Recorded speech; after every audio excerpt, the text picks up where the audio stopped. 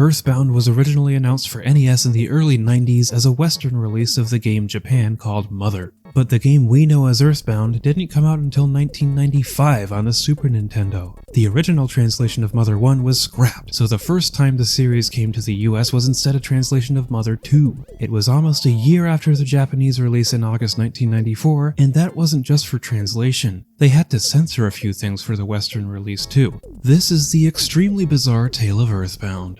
The game wastes no time in showing what to expect. Immediately we see the intensity of the graphics, as the game contains endless mind-blowing visuals. It settles into a surreal image captioned "The War Against Gygus," and as if nothing happened, it proceeds with the intro, showing off the characters and locations with an upbeat tune. Upbeat with a whole lot of weird mixed in, because that's what this soundtrack is all about. Notably, this art style appears much less impressive and perhaps a little childish. It's a jarring difference, but it's meant to be jarring. These are just kids after all, and they have no idea what's going to happen. The first few seconds alone show how EarthBound blends light with dark, silly with serious, and childhood innocence with its struggles. After you choose a file to save your progress with, you face the difficult task of naming a whole bunch of things. You name him, name her, name your friend and another friend, your pet, your favorite homemade food, and your favorite thing. There's also the amusing option saying "don't care," which gives the characters their official names. Ness became Wordle because his name was limited to 5 letters like a Wordle word.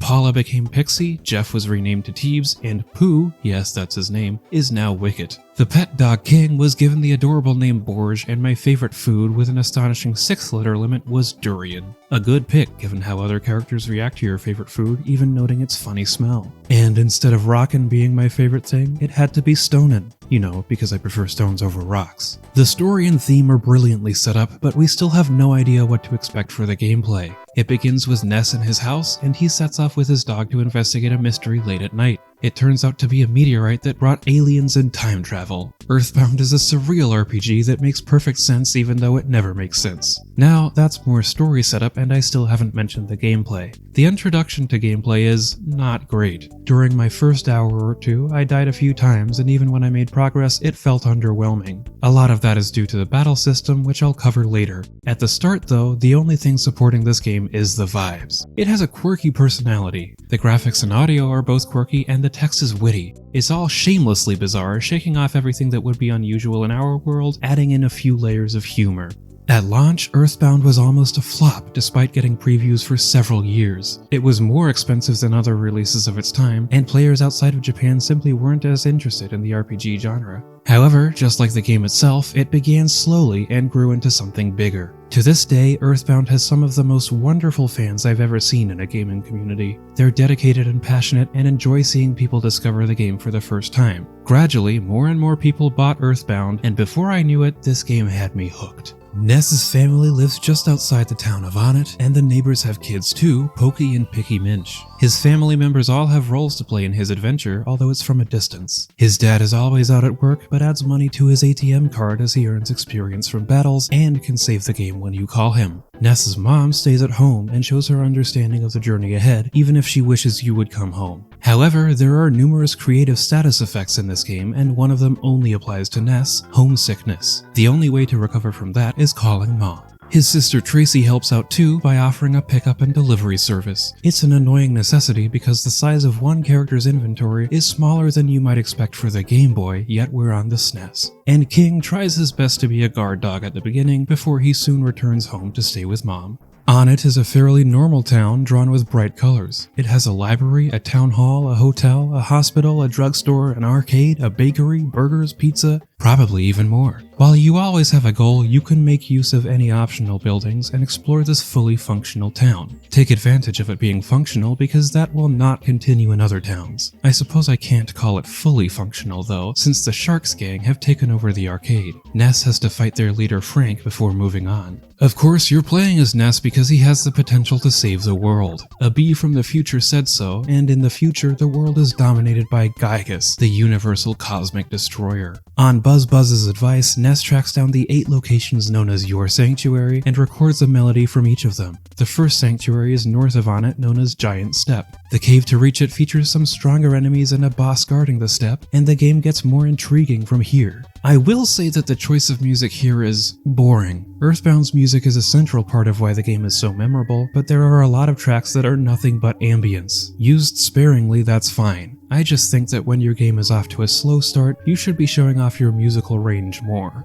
You'll most likely spend a couple hours around on it, and you'll only meet one of your named people in that time. Paula is first introduced through telepathic communication, calling you a friend she hasn't met yet and hinting that she needs to be saved. She runs a preschool with her parents, probably a mistranslation of daycare, except she's mysteriously been captured. Something isn't right in the town of Tucson, and things are even more strange over in Happy Happy Village. There's a subplot about the religion of Happy Happyism, which is much more like a cult. They paint the whole village blue and want to paint the whole world and force everyone into the religion. The writers were unflinching in their script, and that's part of why this game is so memorable. In Japan, religion isn't so sensitive, but I'm surprised this was the translation for the Western release. And those outfits for the cult members are shockingly similar to a certain white outfit. In re-releases of EarthBound, the pointy hats were given an amusing bauble. Fortunately, Ness is able to defeat racism and save Paula in the process. Paula joins the party, and later on Jeff and Pooh are also added. Jeff is known as a genius, and he's still a boy. He's from the town of Winters, and we first see him sneaking out of school to go save two people he doesn't know. I wonder who they could be.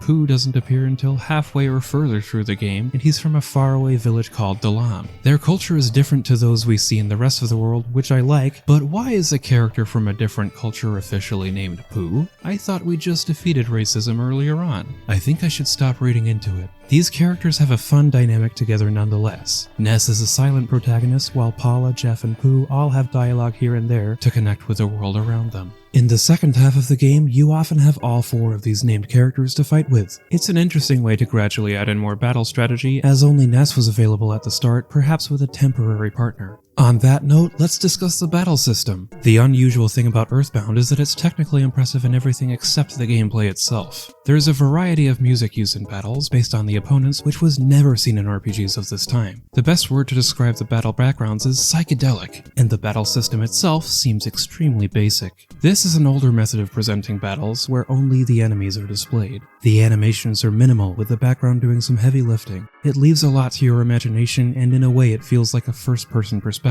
This is something that many people point to when they dare to say EarthBound is overrated. And knowing this was an older RPG method, and having never played an RPG with battles like this, I wasn't impressed at first. RPGs started showing all characters in battle at least 7 years before EarthBound's release on an older console. But it probably didn't help that Ness's solo battles aren't interesting at the beginning, contributing to the overall slow start. However, I got used to the battle layouts quickly, and there's more strategy than you'd expect. There are a few battle elements that I'd never seen before and really enjoyed, such as the rolling health meter. This battle layout may not look like much, but it was innovative with its mechanics. The rolling health meter means that any damage to your party causes your health to decrease gradually rather than in one chunk. So, if someone has 60 HP and an enemy deals 100 HP of damage, you might have time to heal that character before their death. In addition, you can manipulate how the battle starts. You can see the enemies on the overworld, and the battle begins when anyone in your party interacts with an enemy. In most cases, you'll see a blue spiral animation, meaning the battle starts as normal. If an enemy interacts with you while you're not looking at them, you'll instead see a red spiral and the enemies attack before you get a turn. So, if you get to them from behind, you'll get a green spiral into a free turn. I like the different visuals, although the green intros were rare. I often got to attack first by mistake, unless the enemies were actively running away from me. This surprise attack method is fairly common in RPGs these days, but I don't think I've ever seen another game with instant win battles. Sometimes the battle doesn't even begin because the enemy is so weak in comparison to you, and you keep the experience to level up your characters. I appreciate the game's pace with this mechanic. It may have had a slow start, but the developers were able to reduce a common RPG flaw by removing pointless battles. As for the story, for this review I won't get deep into it or explore potential spoilers. It is a fairly complex part of the game though.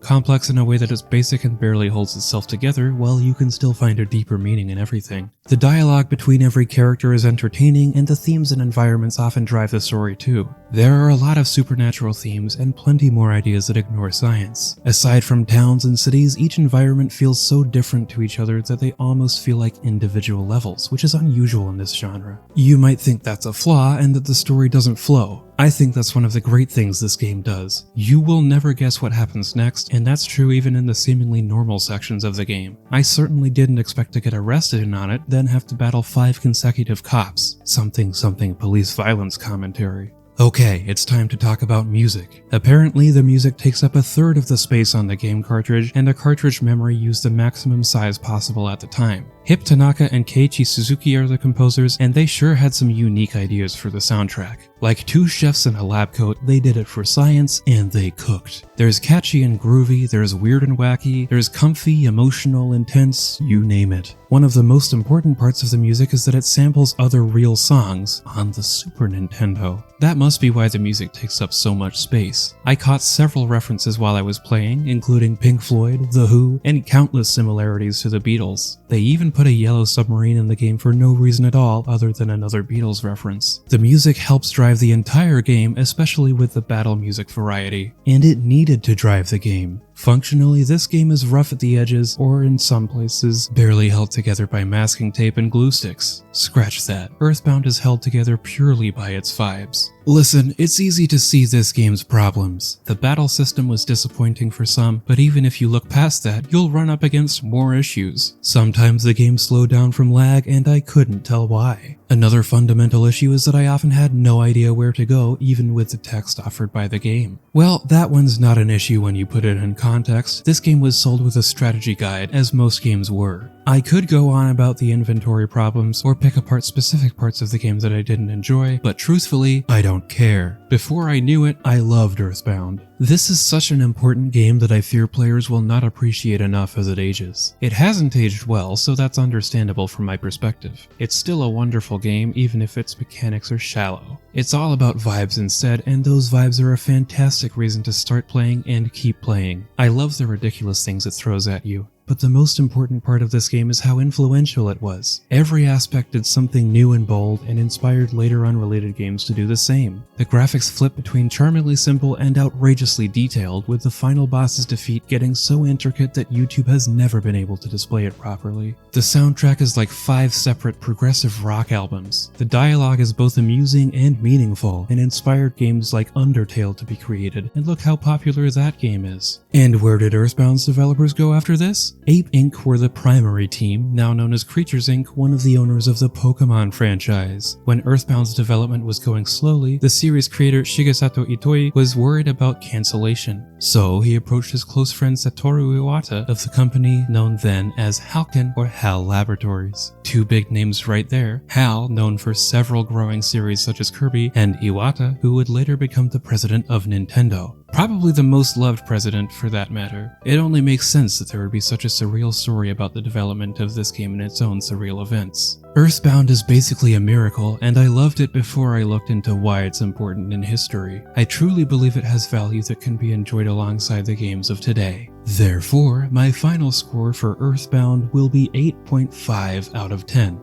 You might not have expected it as the review continued, but that is how I really feel about the game. I let myself become immersed in the experience, and I saw everything this game was meant to be. I think you will be able to see it too. One of the main reasons people try the game today is because of Toby Fox, who has frequently talked about EarthBound's influence on Undertale and Deltarune. If you enjoy those games, you should try EarthBound. There's something about it that makes you emotionally invested, and in some cases experience fear and anxiety even if the characters seem perfectly fine. That's the magical power of the vibes. If you like RPGs in general and you haven't tried this one yet, I would encourage you to try it. If you need something more input intense, this won't be the game for you, but I think this RPG could even appeal to people who don't usually like the style. The best way to play EarthBound now would have to be with Nintendo Switch Online. It just so happens that EarthBound Beginnings is available too. Remember how EarthBound is called Mother 2 in Japan? Beginnings is Mother 1, which was a surprise addition to the Switch's NES library since it had never been officially translated before. This is the first time I've entered a series after its first game, and to be honest, I'm not super interested in Beginnings, but I can probably be convinced to play it eventually. I don't think it'll get a video. Mother 3, however, has still never been translated, and fans have been begging for a re-release for as long as I can remember.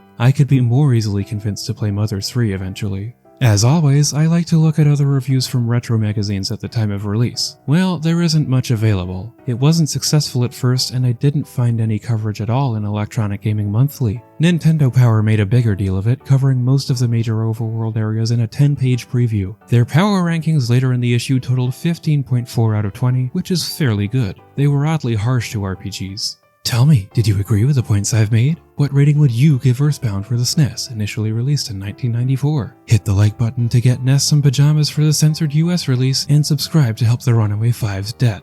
As ever, thank you for watching, and please continue to be your own unique self. You destroyed my pride. Ah.